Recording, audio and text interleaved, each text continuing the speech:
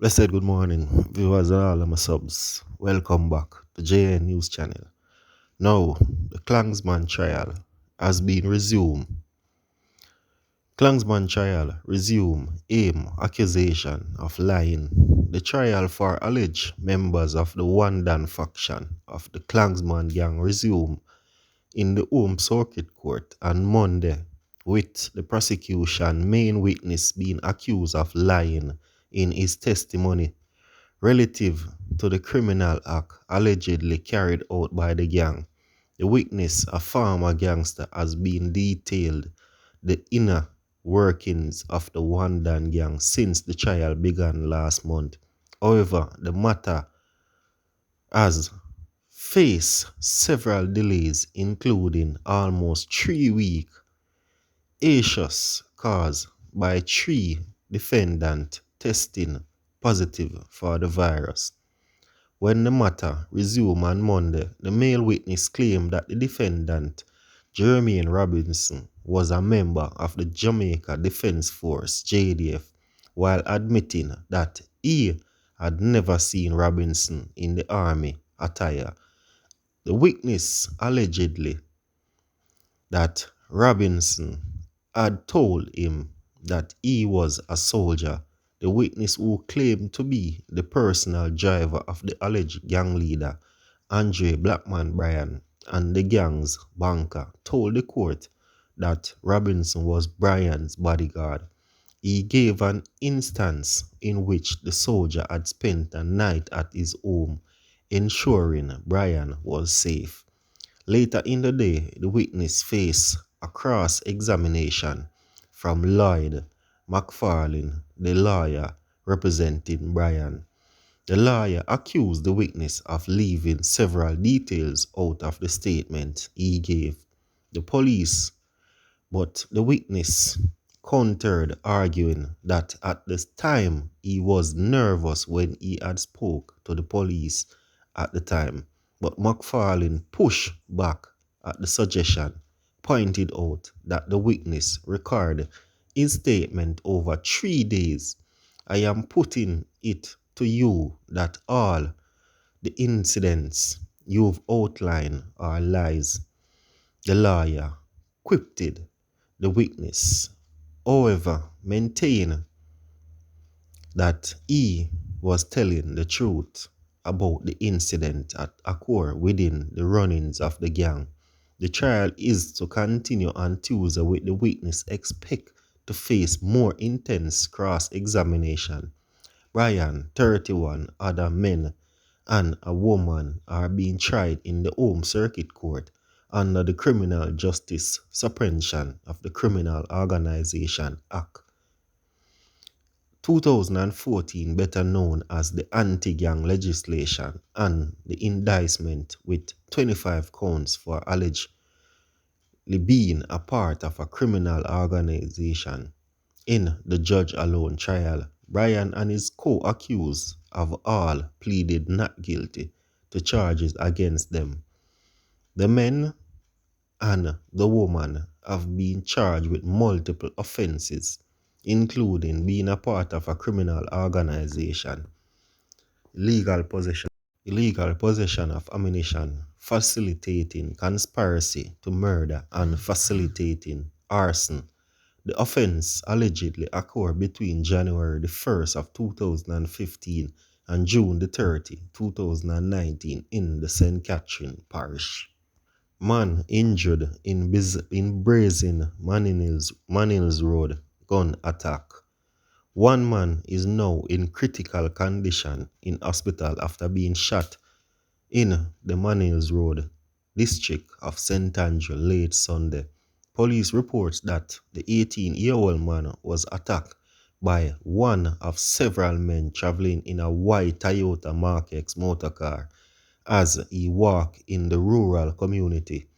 A man wearing a white t-shirt reportedly called the man by the name, to which he responded, and the two then engaged in a short conversation before the attacker pulled a firearm and shot the victim in the chest. The gunman then ran back to the car and re-entered before the driver sped off. The injured man was taken to hospital and is now being treated in a critical condition. Cult pastor was moved in interest of justice wouldn't get fair trial in Montego Bay, DPP say. Jamaica Director of Public Prosecution Paula Lewin said the cult pastor Kevin Smith was being transported to Kingston today in the interest of a justice. Smith and the police constable Orlando Irons of the Montego Bay Fugitive Apprehension Team were killed in an accident along Bagwalk Bypass. Two other police traveling with them in an unmarked unit have been hospitalized. Even though the alleged crime for which Smith and his co-accused are being held occurred in Montego Bay, the St. James Llewellyn told the news that the pastor might not get a fair trial in the second city.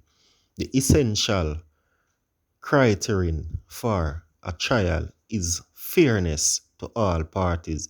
In the case, part of the allegation would be that this was a gentleman of great influence throughout his church. The potential witness are persons who belong to his church. The allegation would have exit and provoke this passion of a lot of members of the public within St. James area and the wider community, Llewellyn said. The potential jurors to try the case against him would have been drawn from the same community, so these potential jurors would either have been persons who would have either already been projectors against him or for him. Potential witnesses are for the potential witness. She said, given the nature of the allegation, which seems to have shocked the public, a consideration of the interests of justice not only as took at the process, the accused, the victims, and the witness, but also how quickly the matter would be able to move through the court system. We would have been getting information from the police about what they would have been seeing on the ground, such the fear faction and intimidation of potential witness. We have been getting that information on the ground, so all that ties into your assessment of whether the accused could really get a fair trial in St. James and whether the witness or the victim would have been able to participate in a trial, she revealed. She said under the Constitution, the DPP has the power to, among the others, think prosecution straight and move to the case. Other area, she said, this is not done often as it depends on the circumstances, but it has been done before. Kingston and St. Andrew would have the largest jury pool, and it would have been hardly likely that you would have possible jurors or persons who would have been relatives of members of the church or would have had possession inflaming one way or another. You would have a better likelihood that the objective person would be able to participate in the trial, she said. So we're able to confirm that a member of the Jamaica Constabulary Force lost his life in a motor vehicle accident this morning. What we know so far that two vehicles were traveling to Kingston, taking the two suspects from St. James in the incident last week involving the church leader and another member.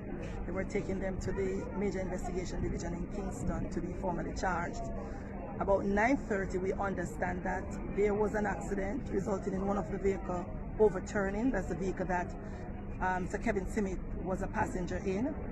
At the end of it, he sustained serious injuries and he was taken to the Linstead Hospital, where he was pronounced dead by the doctor on duty. The 3 constables that were in the vehicle with him, one of them was pronounced dead at the Spanish Town Hospital. The other 2 are in critical condition, and as we speak, they are currently undergoing treatment. So we are here now hoping that they make a full recovery, but their injuries are considered very serious. The accident took place on Church Street, somewhere in the vicinity of the Linstead bypass. Question we asked Ms. Lindsay, if you are away to Kingston from Montego Bay, why didn't you take a faster, safer route, that's the highway, North-South highway to Kingston? That's going all the way on the long road. Well, in a situation like that, I think the person who would be transported would make the best assessment of what would be the safest and the safest route. So, as we know, it's an accident. We don't know exactly what transpired because all the persons were in that vehicle. None of them are able to speak. 2 are dead and 2 are unconscious and cannot speak. So we are still waiting to see if they'll recover so we can get a clearer understanding of it. The pilot vehicle said they heard the crashing sound, and that's when they realized that the other vehicle overturned. So we still have to wait to get more detail. I think what's critical right now is that we really want to support the medical team to ensure that the officers they get the best treatment. Why did he have to be brought to Kingston to be charged? So, you know, there's an ongoing investigation resulting from the murder of those 2 persons last week at the church.